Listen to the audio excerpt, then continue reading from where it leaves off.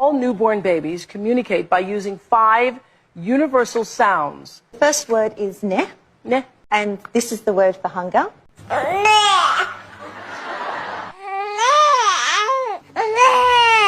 What's the next word? The next word is ow, and that's the word for sleeping.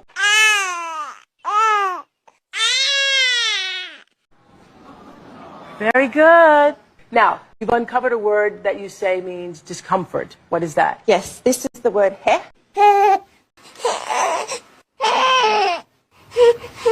The next sound is air, and this is a lower sound. So